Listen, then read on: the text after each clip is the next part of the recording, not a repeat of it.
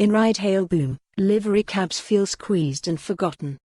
New York, AP. As a livery cab driver in the Bronx for more than a decade, Orlando Lantigua knows some of his customers well.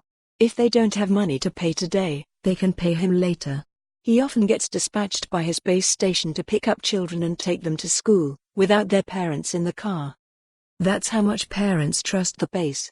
"We are part of the community," says Lantigua, a 58-year-old Dominican immigrant who lives in the Bronx. In the outer boroughs and low-income New York neighborhoods, where yellow cabs rarely go and public transportation is sometimes sparse, residents who lack smartphones or credit cards have relied on livery cabs for generations. But the businesses, many times owned by Latino immigrants, are dwindling rapidly. There were nearly 22,000 livery cabs in New York in 2015, and there are approximately 9,600 now, according to the city's Taxi and Limousine Commission. More than 100 livery cab bases have closed their doors since 2015, when ride-hailing apps like Uber and Lyft began to provide a large number of trips, cutting into their business. This year alone, 46 have shut down. By law, livery cabs, which are also often used for airport trips, cannot be hailed in the street but are authorized to pick up paying passengers when booked by phone. "We are in a serious crisis," says Chira Angeles, spokeswoman for the Livery Base Owners Association. Lantigua says he earns less each year and spends more on complying with fees and rules.